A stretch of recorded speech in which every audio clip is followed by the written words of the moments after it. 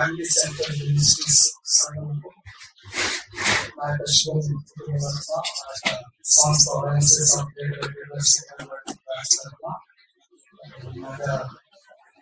Professor Chandrasekhar గారు, మా గురువు గారు, వారు అనేకసార్లు అడిగారు.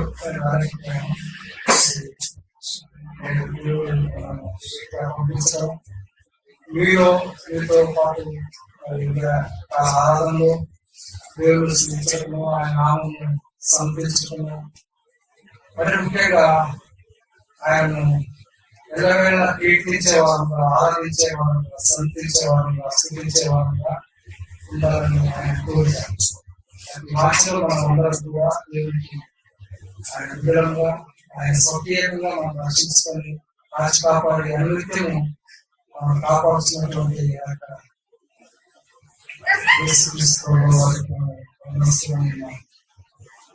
నా పేరు డాక్టర్ సంపత్ కుమార్. నేను ఎరుపేర ప్రాంతంలో జనప్రియ ఎంక్లేవ్ అక్కడ ఉంటున్నాను. అయితే నాకు భార్య, ఇద్దరు ఒక కుమారుడు, ఒక కుమార్తె. 2006 సంవత్సరంలో తను NRSA అని విన్నారా, department of space and satellite scientist పనిచేస్తున్నాడు. అయితే ఆమెకు 2006లో క్యాన్సర్ 4th స్టేజ్ అన్నది గుర్తిరిగి డాక్టర్లు చెప్పడం జరిగింది. ఒక నెల మాత్రమే బతుకుతూ, ఆ తర్వాత అంతే అని చెప్పారు. అక్కడ నుండి వివిధ హాస్పిటల్స్ తిరిగాము. ఆ తర్వాత ఇంకా అనేక మంది సేవకులు ఇంటికి వచ్చి ప్రార్థించడము, వ్యక్తిగతంగా కుటుంబపరంగా వచ్చి ప్రార్థించడం జరిగింది.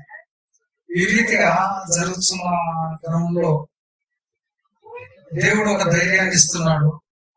నాకంటే ఎక్కువ తాను చాలా విశ్వాసంలో ధైర్యంగా ఉంటూ డాక్టర్లకు చెప్పేసింది. నాకు ఎప్పుడైతే డాక్టర్లు చెప్పారో, సో ఆమె విని డాక్టర్ గారు మీరు మా భర్తతో మాట్లాడింది విన్నాను, నేను ఒకసారి చెప్పండి అంటే, నాకు అట్లేం కాదు, 4 రోజులలో వెంట్రుకలన్నీ పోతాయి, తర్వాత ఏదైతుంది, తర్వాత దాని తర్వాత ఇంకో స్టేజ్ తర్వాత మరి ఆ యొక్క వ్యాధి లివర్ నుండి లంగ్స్ నుండి మరి బ్రేక్, ఇదంతా ఈ రీతిగా జరుగుతుంటది అని చెప్పారు.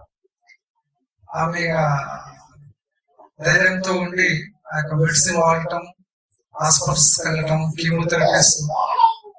ఆ రోజులలో అంతగా లేదు, డాక్టర్లకు కూడా సరైనటువంటి అవగాహన లేదు, తర్వాత మెడిసిన్స్ కూడా అంతగా లేవు. ఆయన ఆమె మీద ప్రయోగం చేశారు. ఒక 60-70 కీమోథెరపీస్ ఇచ్చారు. అది తట్టుకోలేనంత విషపూరితమైనటువంటిది ఆ యొక్క శరీరానికి. ఆ రీతిగా జరుగుతున్న క్రమంలో మరి అనేకులు ప్రార్థించడం, మరి మా యొక్క పిల్లలు చిన్నవారు, అప్పుడు 4-5 తరగతిలో ఉన్నారు. ఈ క్రమంలో మరి హాస్పిటల్లో చూపించడం చాలా వ్యయంతో కూడుకున్నటువంటి విషయం. ఆమె ఒక పెద్ద సైంటిస్ట్ ఉంది కాబట్టి ఆ యొక్క దేవుని కృపను బట్టి వారు ఒక ₹1 కోటి వరకు మాకు ఆ యొక్క హాస్పిటల్ ఖర్చులన్నీ కూడా ఆ డిపార్ట్మెంట్ ద్వారా భరించడం జరిగింది. వారు ఇచ్చారు. దానికి నేను దేవునికి వందనస్తాను. మాకు కూడా చాలా డబ్బులు ఖర్చు అయినాయి. ఎప్పుడు హాస్పిటల్కి వెళ్ళడం, నెలకు ఒకసారి, 15 రోజులకు ఒకసారి, చివరి దశలో మరి 3 రోజులకు 2 రోజులకు అట్లా కీమోథెరపీస్ చేయడం, మెడిటేషన్ చేయడం, ఆ విధంగా చాలా భయంకరమైనటువంటి పరిస్థితిలో ఉన్నాము. సో నేను వైఎంసీలో పనిచేస్తున్నాను. నాకు కొద్దిగా అంటే టైం ఫ్రీగా దొరికేది.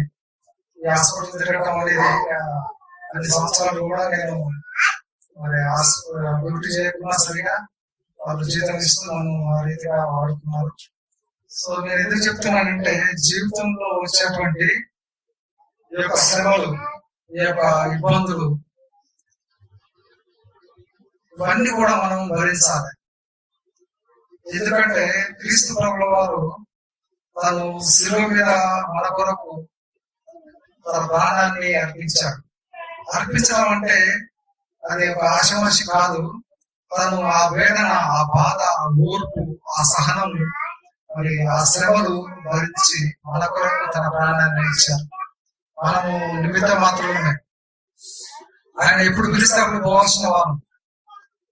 ఉన్నన్ని రోజులు మనము దేవునికి వందనస్తులుగా, ఆయన కృతజ్ఞత స్తుతులు చెల్లించే వారంగా, ప్రతి చిన్న విషయంలో కూడా దేవునికి దేవా మీకు వందనాలు. రాత్రికాలం అంతా కాచినావు, ఉదయకాలం మరి జీవింప చేస్తున్నావు. మరి అనేకులకు ఉపయుక్తంగా, మాదిరిగా దేవుని విశ్వాసంలో మనం ఎదుర్కొన్నప్పుడు ఇతరుల ఏడల మనం కలిగినటువంటి ప్రేమ, ఆయన చూపిన ప్రేమను బట్టి ఇతరులను మనం ప్రేమించి ఇతరులకు సహాయం చేసే వారంగా ఉండాలి.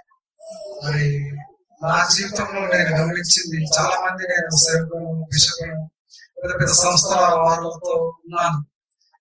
కానీ నేను నేర్చుకున్నది, నేను అవలంబించింది మా గురువు గారు వారు చేస్తున్నటువంటి పరిచర్య, ఆ యొక్క సహవాసంలో వారు చేస్తున్నటువంటి సహాయతను బట్టి, వారు బోధిస్తున్నటువంటి విధానం బట్టి కూడా నేను దేవునికి వందనాస్తున్నాను. ఈ రీతిగా అనేక సంఘంలో, అనేక ప్రాంతంలో, అనేక కూడికల్లో వారు మాకు అనేక విషయాలు నేర్పిస్తూ ఉంటారు.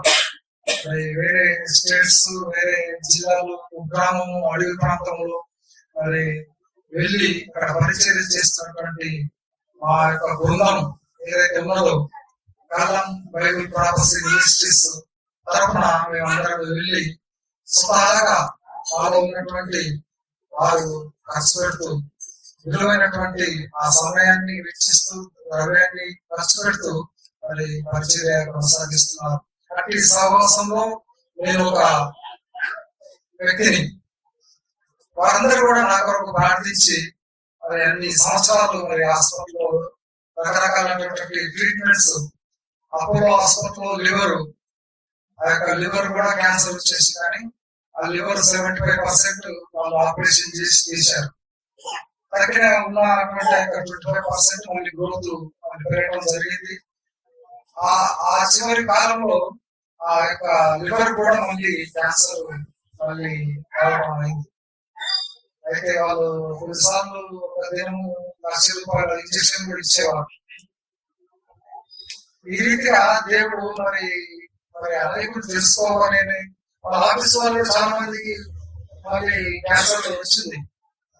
ఆ ఫ్యామిలీ కొంతమంది కొంతకాలంలో చనిపోయారు. ఈమె కొంతకాలం మా పిల్లలు చూసుకోనికి, మరి మాత్రం ఉండడానికి దేవుడు ఆ రీతిగా తను 2012 వరకు బ్రతికించారు. 2006 నుంచి 2012 వరకు. ఈ రీతి అప్పటికు 9th 10th క్లాస్ ఉన్నారు పిల్లలు.